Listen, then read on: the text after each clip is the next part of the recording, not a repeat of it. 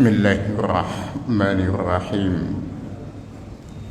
Yang kami hormati beliau Ketua DKM beserta seluruh pengurus DKM Al-Ikhlas, Bapak Ibu yang Allah muliakan, jamaah salat subuh ikhwatal iman rahimani wa rahimakumullah.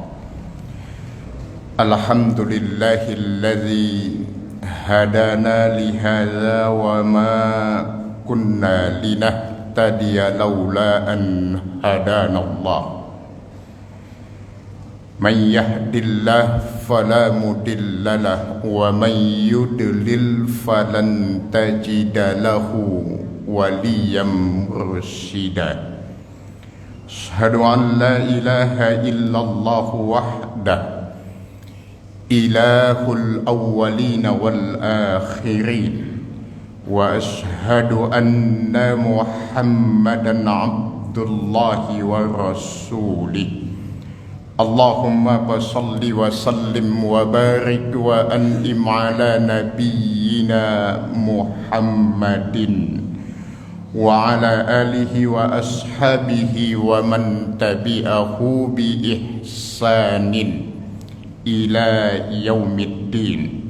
Ibadallah, usi nafsi wa iyyakum bi taqwallah wa ta'ati rasulihi la'allakum turhamun. Uhayyikum jami'an tahiyatan islamiyah. Assalamu alaikum warahmatullahi wabarakatuh.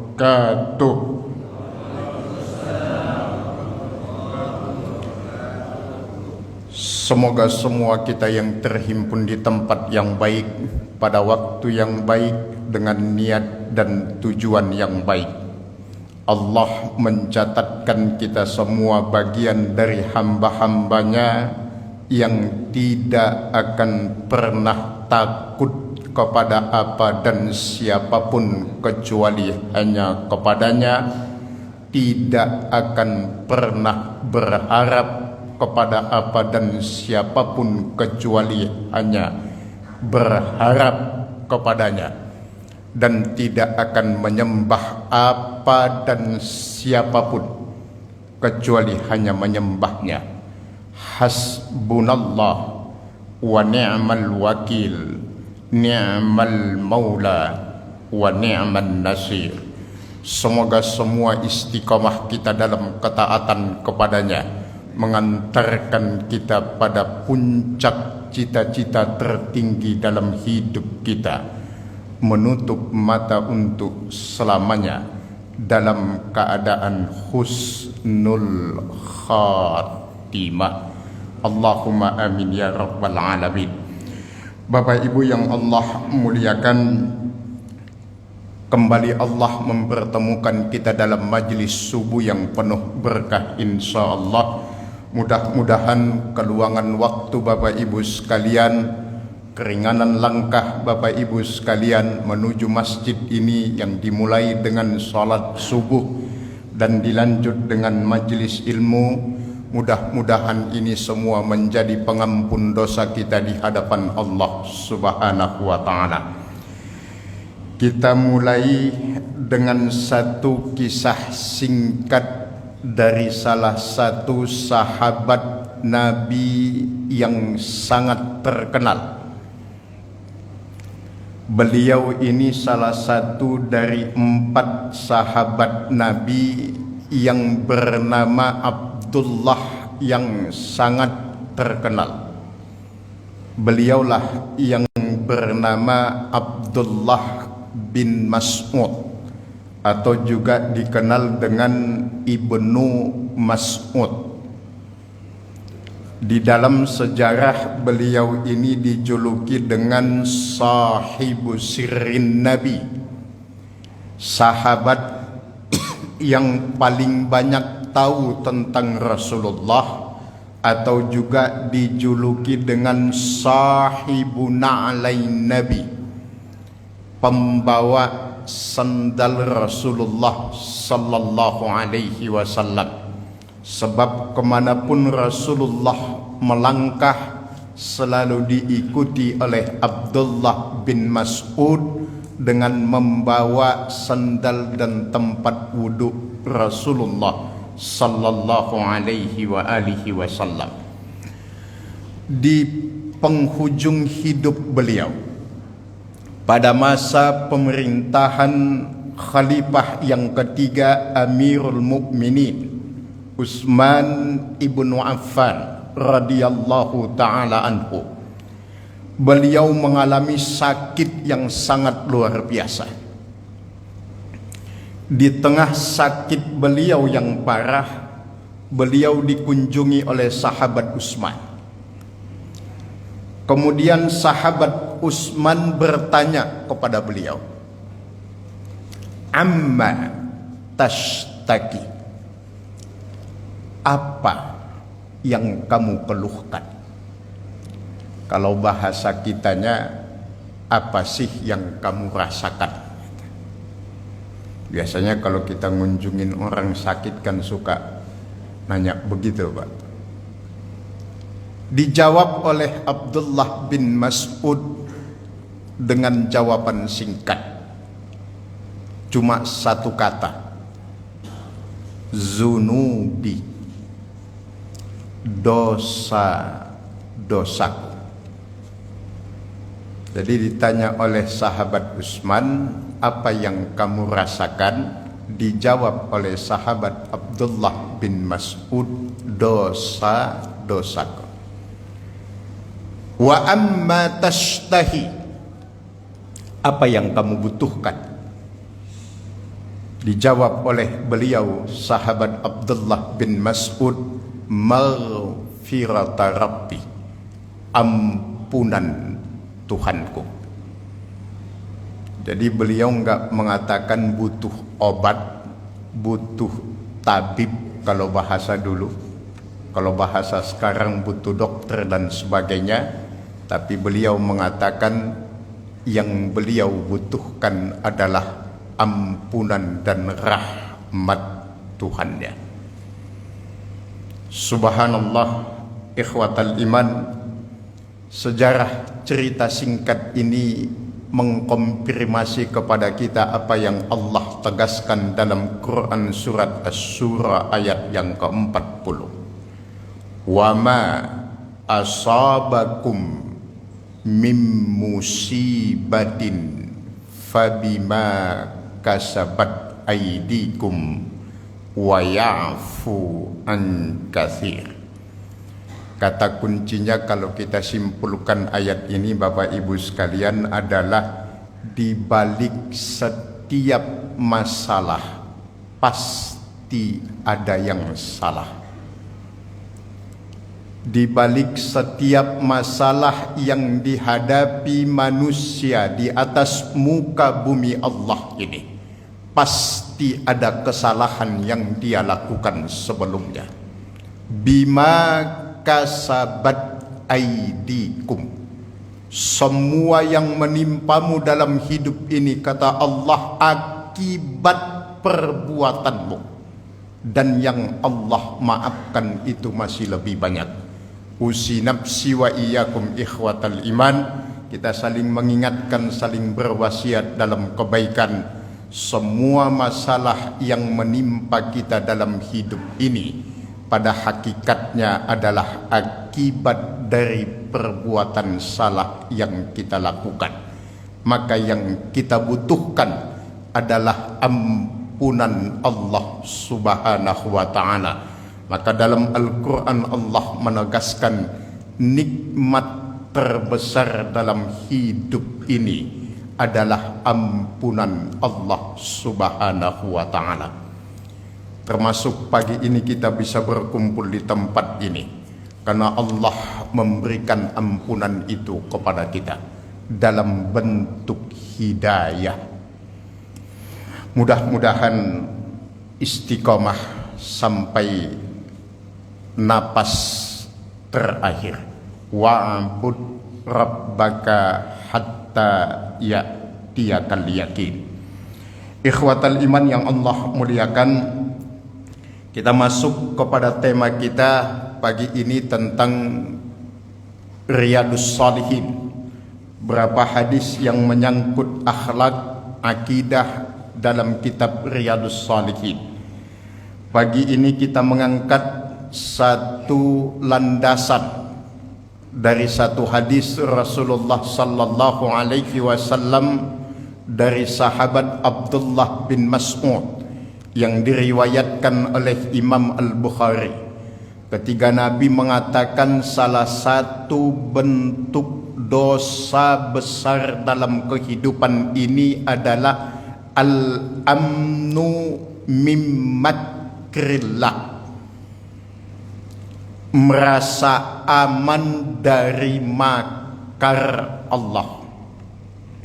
Kita ambil landasannya dari Quran surat yang ke-7 Al-A'raf ayat yang ke-12 sampai 13. Ada dialog menarik antara Allah dan iblis. Ini sebagai bahan kontemplasi bagi kita Bapak Ibu sekalian.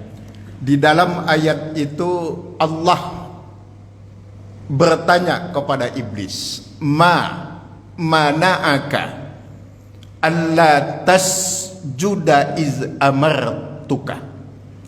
Apa yang membuatmu tidak mau sujud ketika aku perintahkan, kata Allah.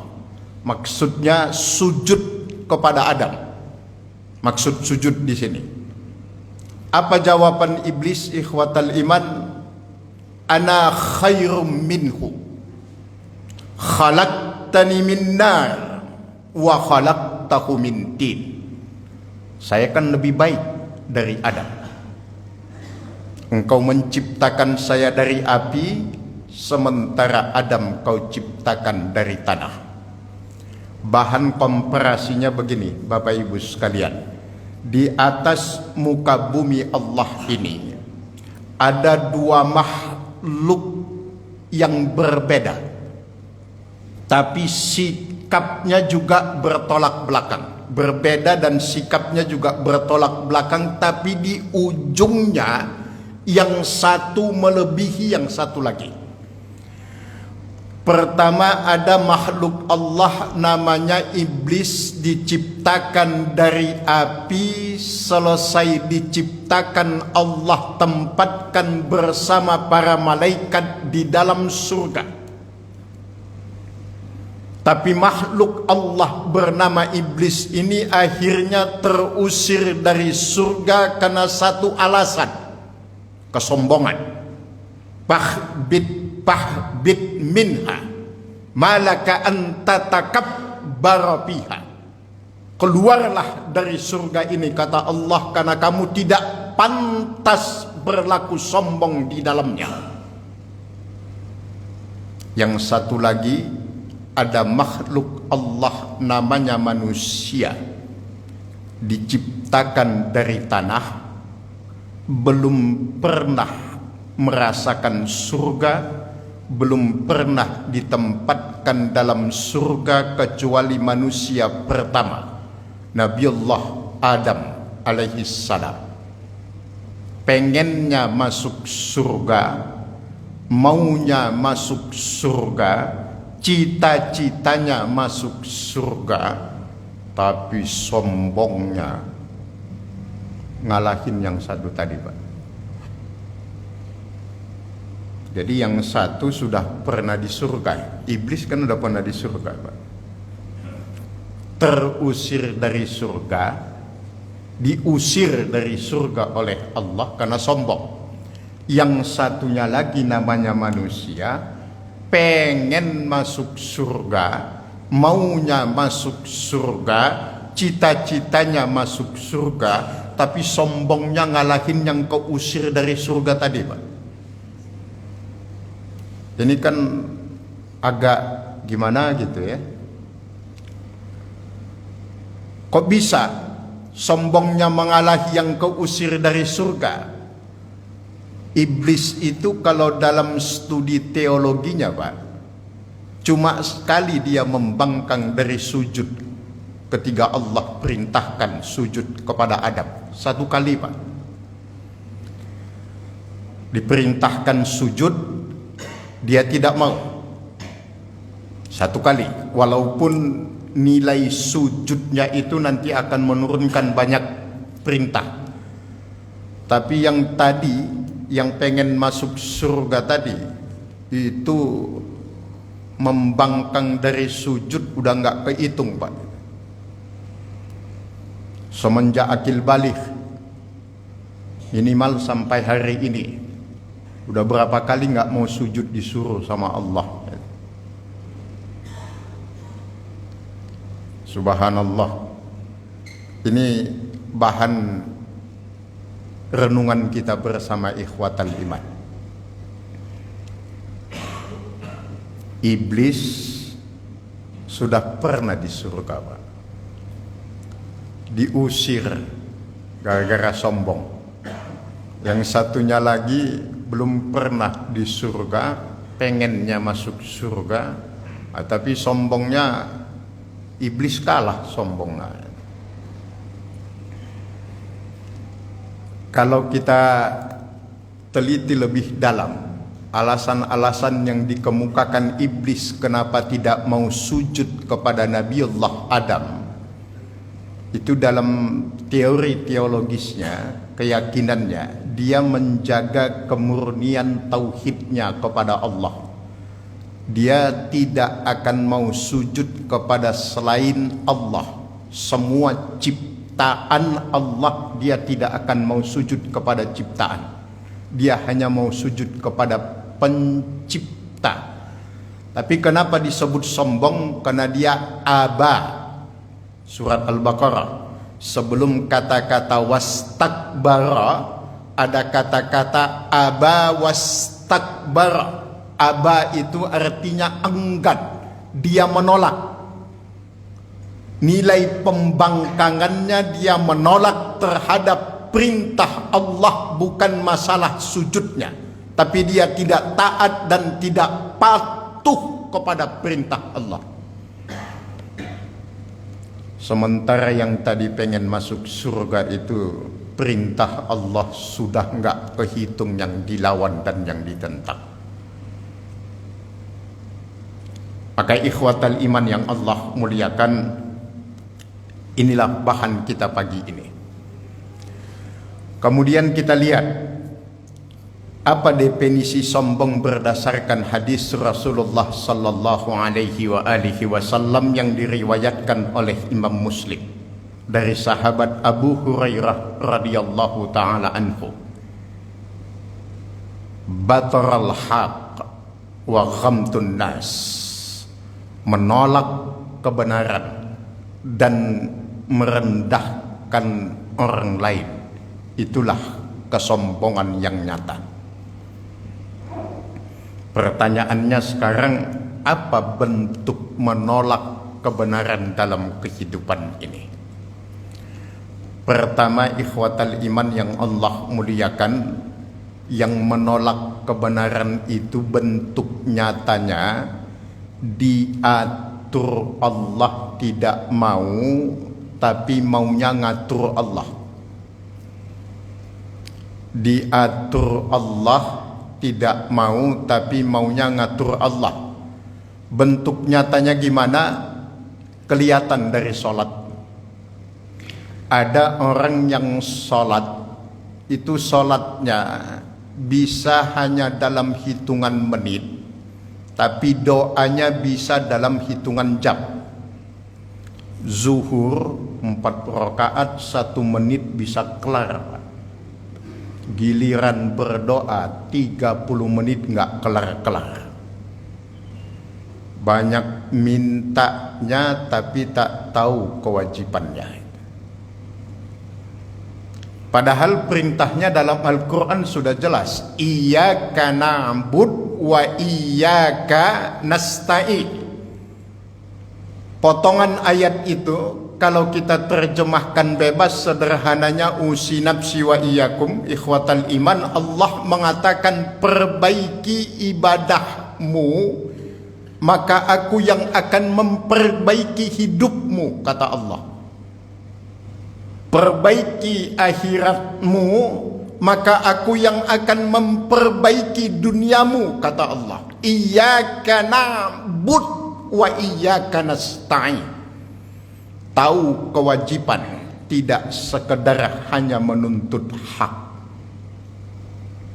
Ini kadang-kadang kita lihat yang sholatnya cepat amat, apalagi ini udah mau Ramadan, Pak. Jangan sampai ada lomba tarawih ini. Hitungan menit 23 rakaat kelar. Makanya jadi perdebatan terus tiap tahun. Mana yang bagus? 23 apa 8 itu. Sama-sama enggak bagusnya kalau lomba, Pak. Karena itu bukan perlombaan, itu ibadah. 8 bagus, 23 bagus. Kalau ada tumak ninahnya. Sama-sama enggak bagus, mau 8 atau mau 23, kalau dia tidak ada tumak ninah di dalamnya. Tidak ada ketenangan. Padahal ikhwatal iman yang Allah muliakan, berdasarkan hadis Rasulullah dalam kitab Riyadhus Shalihin itu, orang beriman itu banyak, Pak. Tetapi orang yang sudah merasakan halawatul iman, manisnya keimanan, itu tidak banyak. Salah satu indikator orang yang sudah merasakan halawatul iman, mudah-mudahan kita semua yang hadir subuh ini termasuk, salah satunya adalah at-talazzud bit-ta'ah, menikmati setiap ibadah yang dilakukan. Itu sudah merasakan manisnya keimanan itu. Menikmati betul setiap ibadah, ngajinya dinikmati betul sampai ketiduran. Itu menikmati itu. Bukan karena ngantuk gitu, tapi terlalu menikmati. Makanya ngajinya nggak usah terlalu serius. Kalau serius itu nanti terlalu menikmati malah bablas. Kayak Jumatan, lebih dulu datang ke masjid, jam 11 sudah nyampe masjid, tapi yang dicari tembok sama tiang.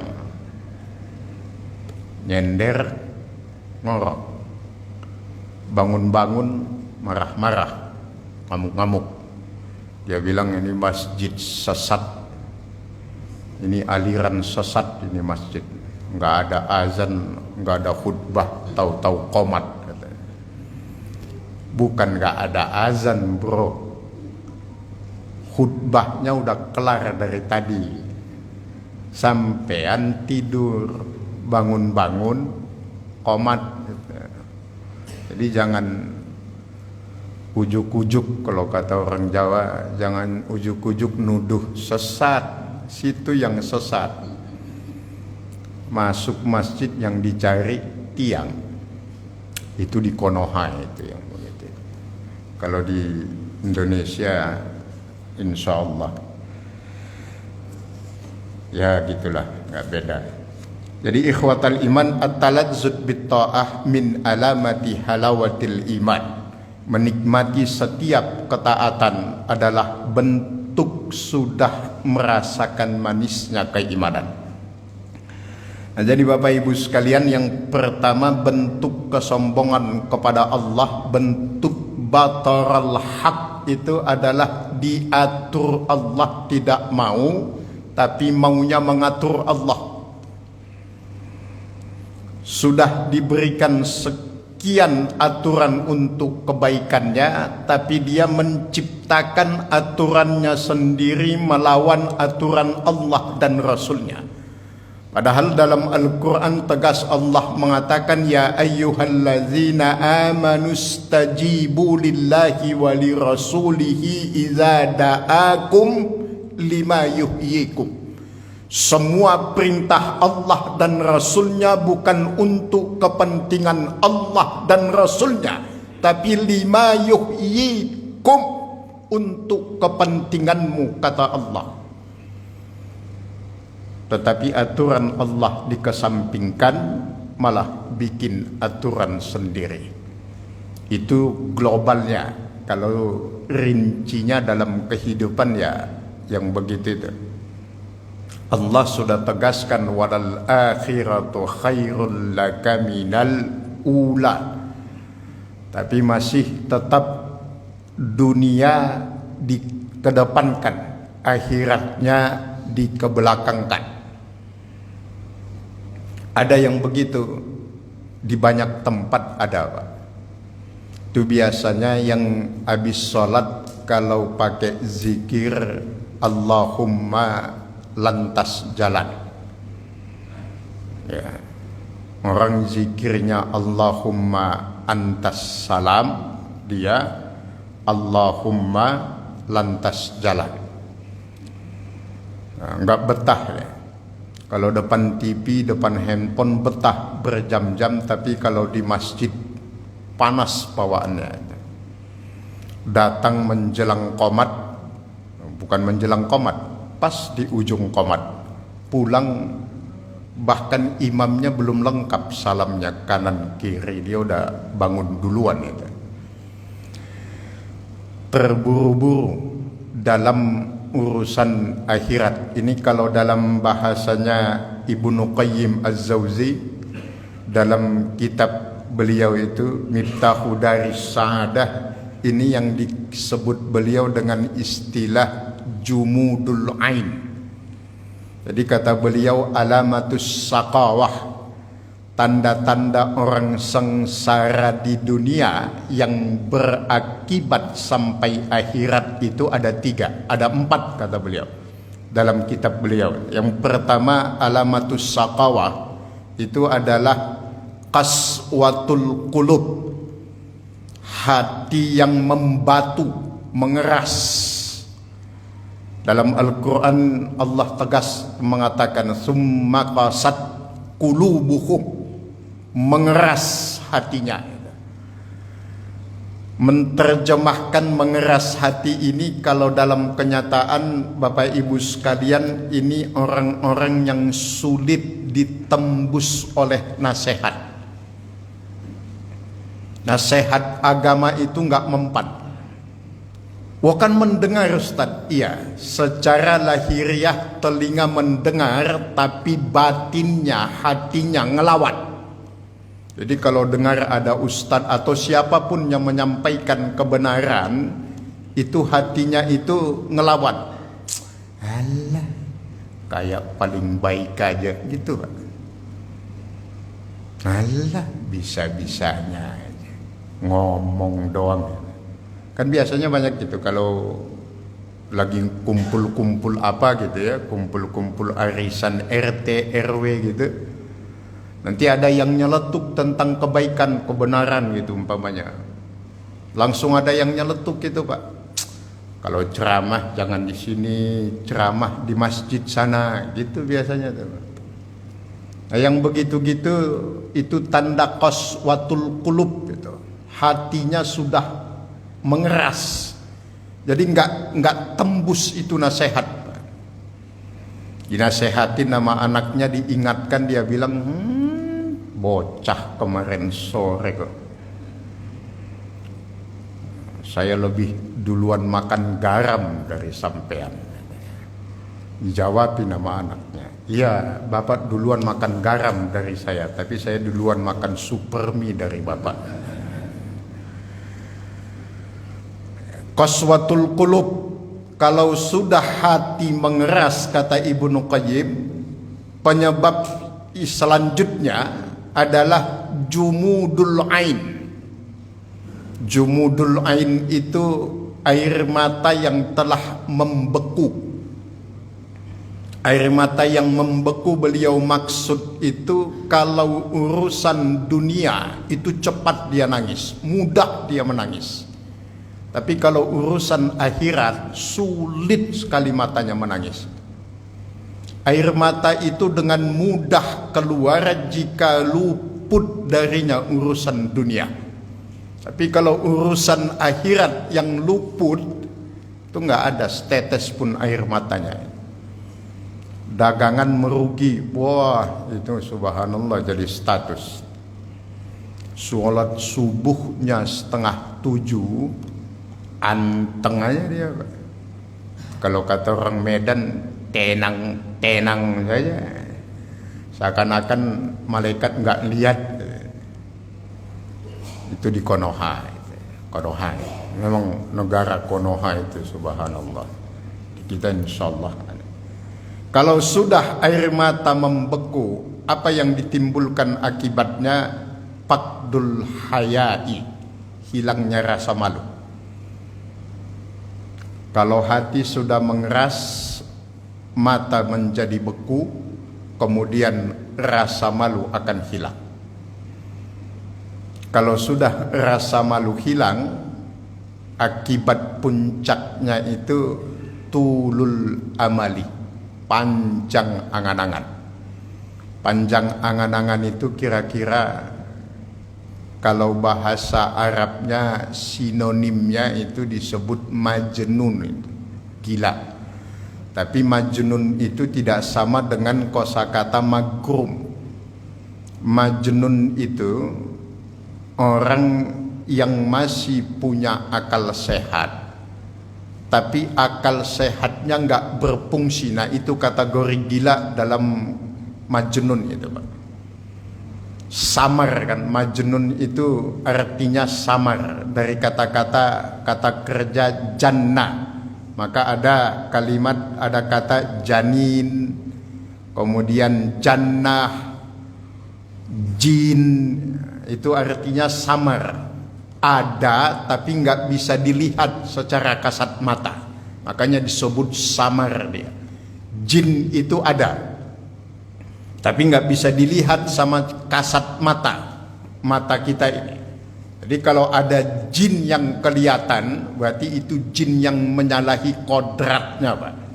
Berarti itu jin yang bermasalah. Kemudian ada yang mengatakan saya bisa melihat jin, itu bukan kelebihan, itu justru masalah, Pak. Jadi kalau ada orang bisa melihat jin, itu bukan kelebihan. Itu dalam agama kita justru bermasalah, itu masalah. Karena hakikatnya jin itu tidak bisa dilihat. Tapi bagi orang-orang tertentu yang sudah sampai pada taraf Allah memberikan kelebihan kepadanya, itu bisa dimaklumi. Tapi jangan salah menempatkan. Di dalam akidah kita ada irhas, ada mu'jizat, ada karamah, ada maunah. Cuma itu tingkatannya yang ada.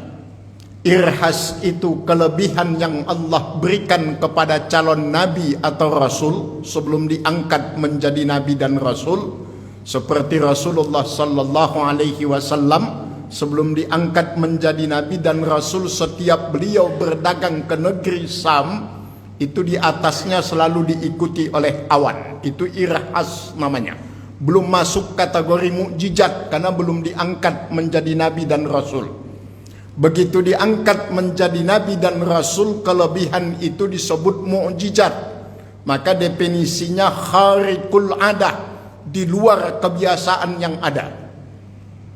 Nah, setelah mukjizat ada karamah. Karamah itu hanya diberikan kepada wali-wali Allah. Siapa wali Allah itu? Apakah wali Allah yang kemana-mana pakai sorban, pakai jubah, jenggotnya panjang gitu dan seterusnya, bawa tasbih kemana-mana? Belum tentu, Pak. Wali Allah dalam Al-Quran itu apa arti wali? Wali itu dekat. Jadi kalau disebut wali Allah itu mereka yang memiliki kedekatan kepada Allah. Diterjemahkan ke dalam bahasa Indonesia menjadi wali murid. Kenapa disebut wali murid? Karena dia yang dekat kepada murid itu. Makanya disebut wali murid, wali santri, wali kota. Wali Allah itu adalah mereka yang dekat kepada Allah. Jadi kalau antum Bapak Ibu sekalian diceritain orang, Bapak itu bisa terbang katanya. Jangan percaya kalau nggak ngelihat sholatnya Pak, ngelihat ibadahnya. Tapi kalau ibadahnya bagus, ketaatannya bagus, mungkin Allah memberikan dia karamah. Karena kedekatannya kepada Allah, Allah berikan kemuliaan. Bisa jalan di atas air, sholatnya Senin Kemis. Dukun itu, bukan karamah. Tapi pakai sorban Ustaz, jenggotnya panjang mau sampai lutut, nggak ada urusan. Tapi kalau memang secara ibadah bagus, mungkin Allah memberikannya karamah. Bisa ngilang Ustaz, saya juga bisa ngilang Pak, cuma nggak bisa muncul lagi, itu masalah. Banyak kita yang bisa ngilang, tahu-tahu nggak muncul-muncul lagi kan gitu. Udah banyak malahan hilang selama-lamanya itu. Kalau cuma sekedar ngilang saja. Jadi karamah, baru di bawahnya karamah ada namanya maunah itu Pak. Maunah itu yang sifatnya umum. Ada orang kecelakaan tabrakan laga kambing istilahnya, tabrakan nggak mati. Itu maunah namanya itu Pak. Ini tahu-tahu badan semua isinya tato, kerjaannya mabuk, kerjaannya main judi, tabrakan gak mati. Karamah apa? Karamah itu nggak dibilang mukjizat. Jadi nabi palsu kayak Ahmad Musodek jadinya. Salah menempatkan istilah gitu. Dan di luar itu nggak ada lagi dalam akidah kita Bapak Ibu sekalian. Jadi jangan usah heran dengan yang begitu. Makanya kenapa ada konsep ajaran la haula wala quwata illa billah. Itulah esensi, salah satu esensi tauhid itu. Jadi tulul amal jadinya. Tulul amal itu kira-kira kalau diterjemahkan pengen masuk surga tapi gemar maksiat, itulah itu STMJ lah itu ya. STMJ itu kepanjangannya sholat terus maksiat jalan gitu. Tanya pengennya masuk surga apa neraka? Surga gitu. Tapi nggak mau ke masjid, nggak mau sholat, nggak mau, tapi pengennya masuk surga. Ini bisa ditandai biasanya di Indonesia. Nanti di akhirat itu bisa ditandai kira-kira ini orang Indonesia nih. Kok bisa orang Indonesia? Karena di Indonesia ada istilah ordal. Orang dalam, dia kirain orang dalam itu berlaku di akhirat gitu kan. Jadi nggak usah ibadah tapi bisa masuk surga, ya enak men gitu kalau kata orang Jawa itu. Dia kirain punya koneksi kali di akhirat gitu. Punya koneksi bisa masuk surga tanpa ibadah gitu. Walaupun dalam kajiannya lebih dalam, ibadah itu tidak akan, belum tentu mengantarkan kita ke dalam surganya Allah gitu. Tapi itu kajiannya lebih dalam lagi, beda lagi. Nah, kembali kepada tema kita ikhwatal iman, itu salah satu bentuk kesombongan kepada Allah. Ketika dia diatur Allah tidak mau, tapi justru sebaliknya mau mengatur Allah. Kalau dalam istilah lain, ini yang disebut dengan istilah membenarkan kenyataan tapi tidak menyatakan kebenaran. Hanya bisa membenarkan kenyataan tapi tidak berani menyatakan kebenaran. Namanya jamaah namanya.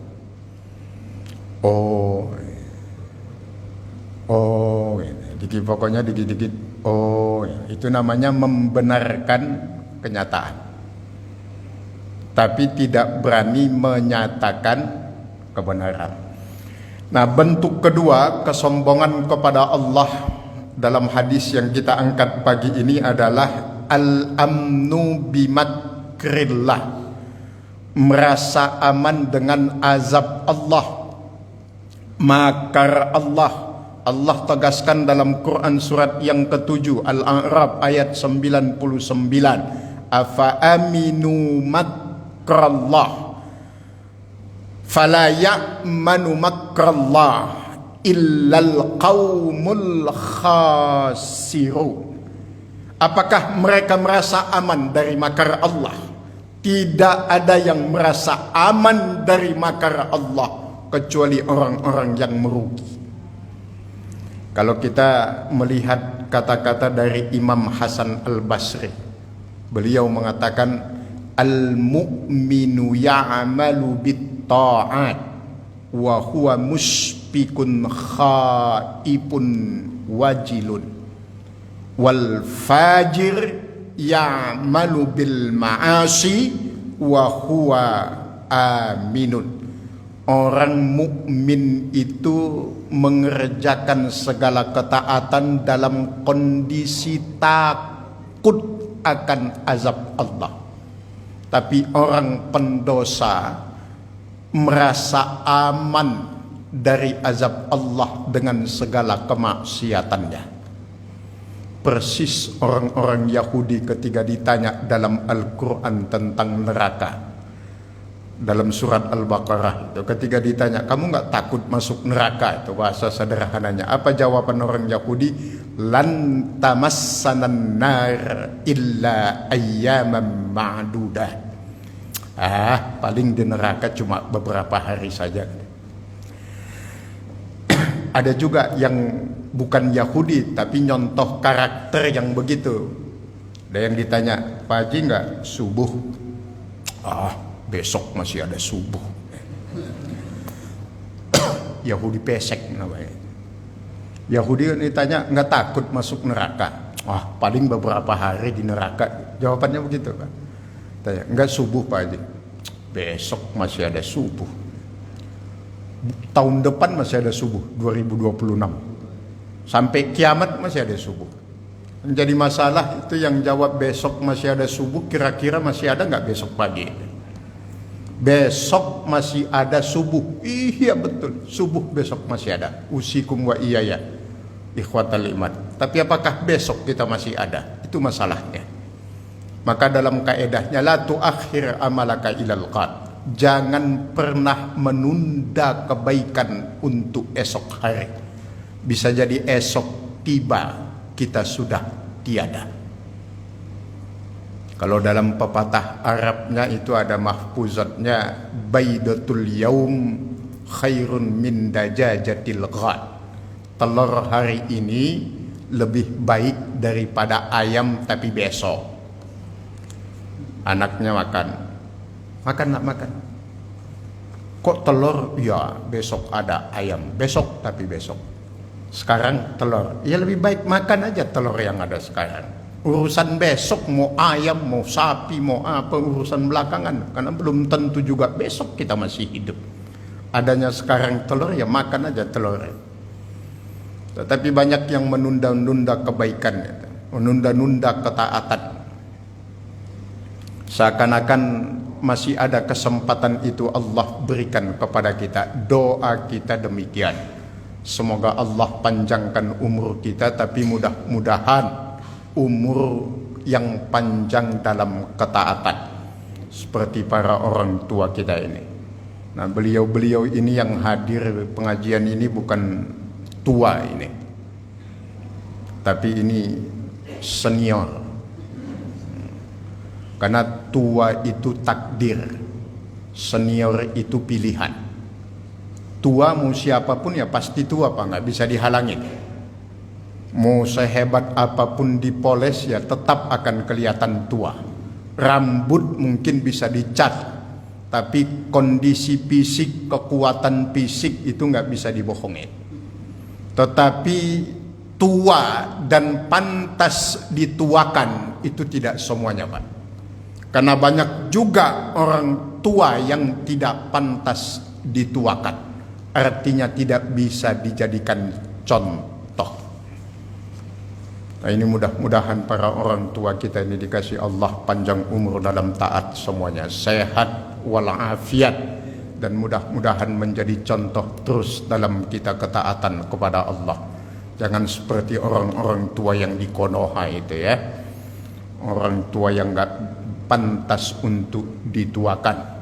Itulah yang dikenal dengan istilah tua-tua keladi itu. Makin tua makin jadi. Kalau keladi itu makin tuanya makin bagus. Nah ini yang makan keladi makin tua makin gak karuan itu. Makanya kata orang dulu, kadang-kadang manusia itu kalah sama sapi.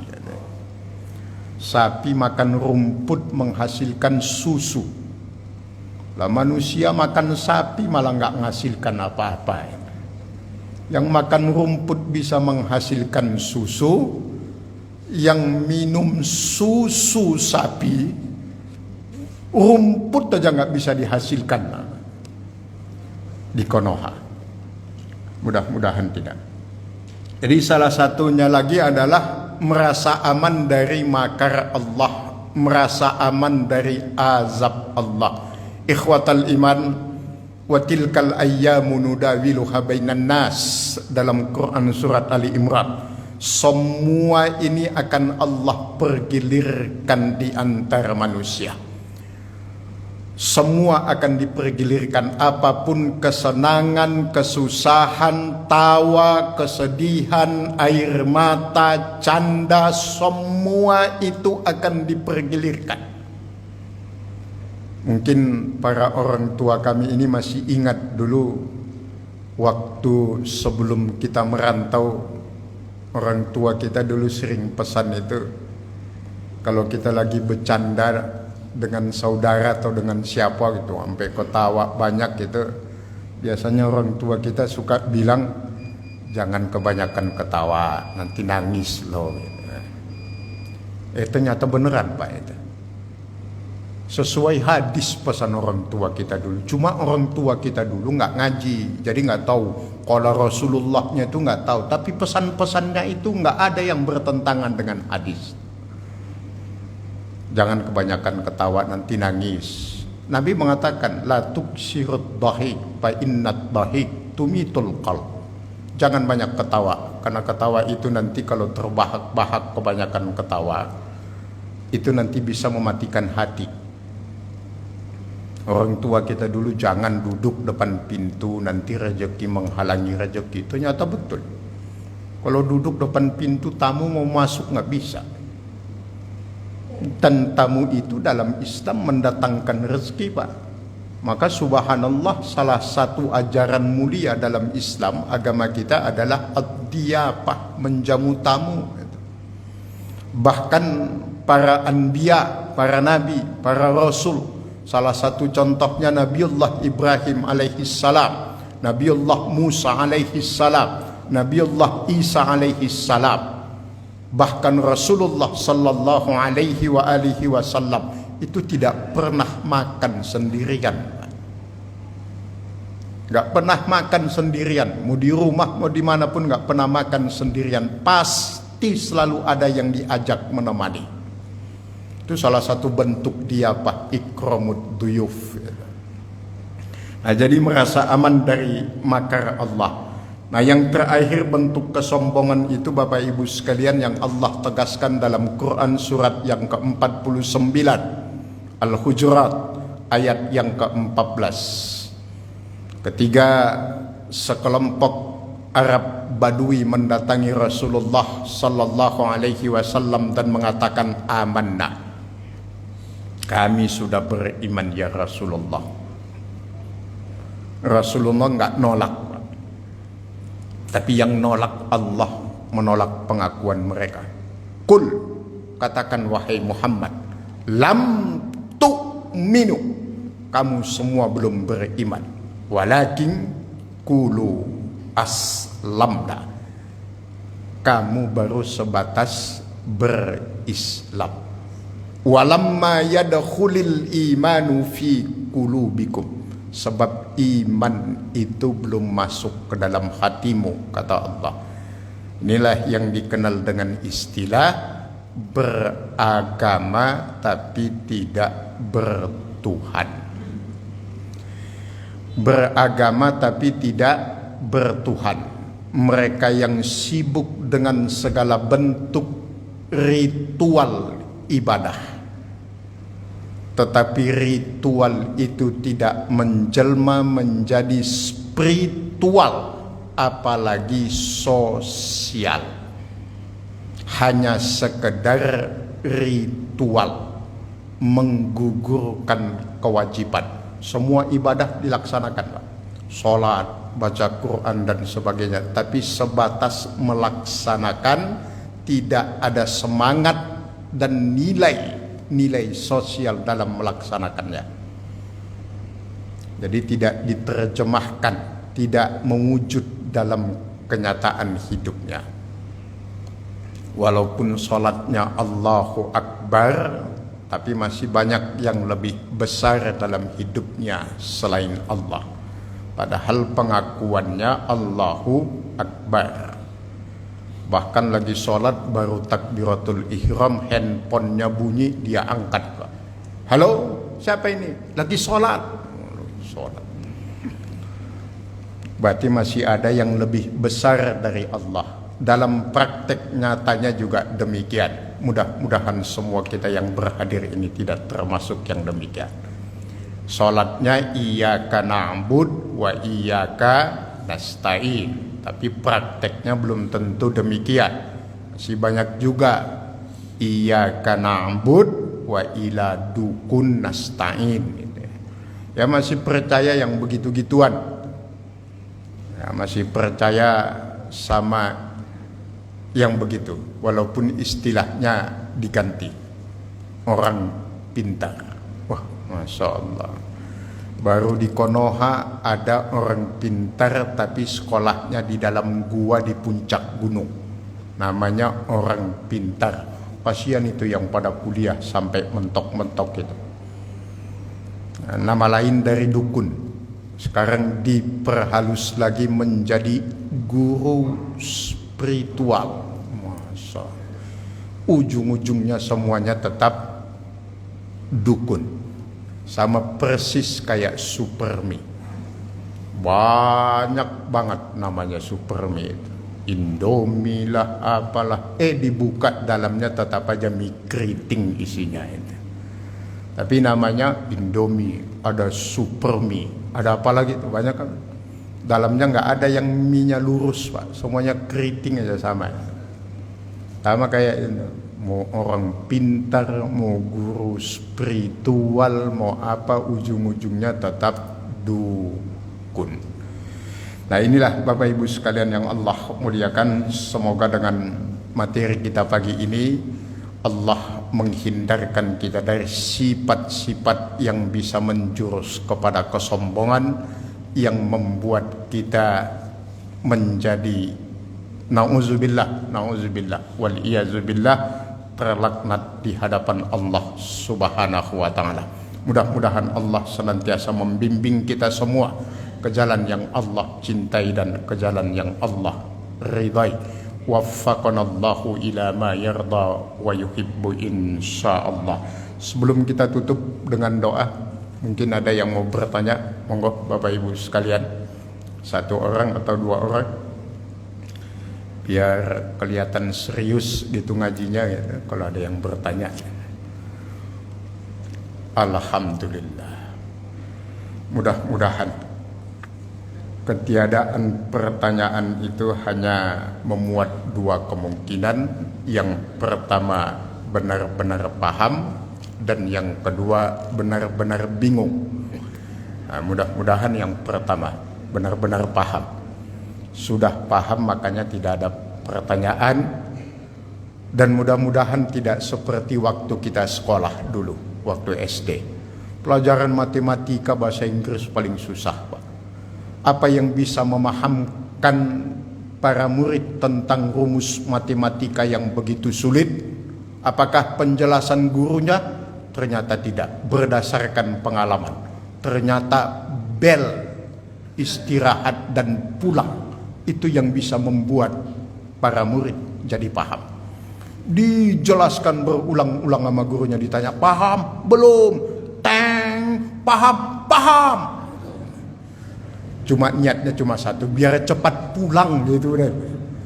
Nggak usah dibahas mau gimana, mau paham, mau pokoknya pulang aja lah pokoknya ini.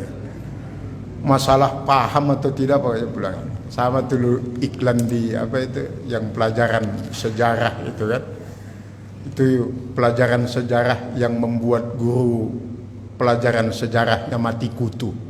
Ditanya pelajaran sejarah, kenapa Pangeran Diponegoro bisa ditangkap oleh Belanda? Siapa yang tahu? Gak ada yang angkat tangan, Pak. Sampai satu murid angkat tangan. Iya, kamu kenapa Pangeran Diponegoro bisa ditangkap Belanda? Sudah takdir, Bu. Kata gurunya, sekian, terima kasih, assalamualaikum. Gak usah dibahas kalau udah takdir, gak usah dibahas. Mau dikepung gimana pun, kalau udah takdir selesailah urusan. Nah, mudah-mudahan pengajian kita nggak seperti itu. Baik Bapak Ibu sekalian yang Allah muliakan, sama-sama kita bermohon, bermunajat, berdoa kepada Allah dari tempat yang baik ini, pada waktu yang baik ini, di majelis yang mulia ini. Semoga semua amal soleh yang kita lakukan pagi ini, semenjak berangkat dari rumah, tahiyatul masjid, qobliyah subuh, sholat subuhnya, dilanjutkan dengan ngaji, kemudian nanti diakhiri dengan sholat sunnah suruh yang mau melakukan sebagai sholat duha awal waktu. Semoga semua ini Allah terima sebagai catatan amal soleh kita di sisinya. Allah jadikan ini wasilah perantara.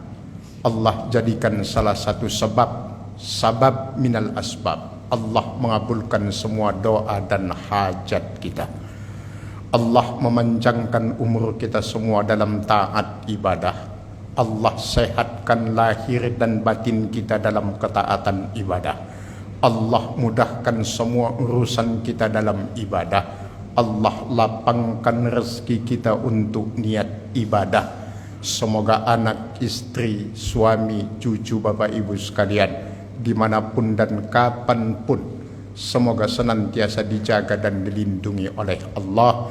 Dijauhkan Allah mereka semua dari segala penyakit dan musibah. Yang sakit kita doakan semoga Allah angkat penyakitnya, Allah kembalikan kesehatan lahir dan batinnya. Kepada semua orang tua kami yang berhadir, yang sakit, ringan, sedang, mudah-mudahan sakitnya itu menjadi penggugur dosa, penambah pahala di sisi Allah, dan mudah-mudahan menjadi pengantar kelak pada husnul khatimah. Semoga semua kita yang berhadir ini Allah wafatkan kelak pada waktunya dalam keadaan husnul khatimah. Untuk semua niat dan doa kita yang baik, kita bermohon kepada Allah dengan wasilah membaca Ummul Furqan Al-Fatihah. A'udzubillahi minasyaitonir rajim. Iyyaka na'budu wa iyyaka nasta'in.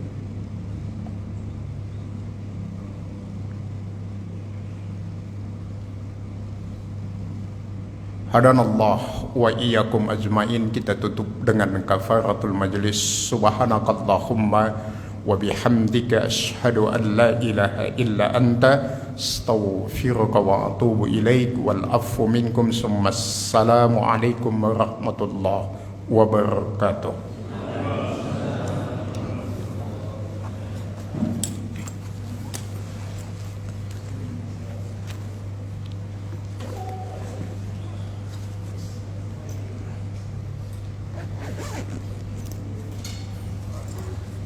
Pas.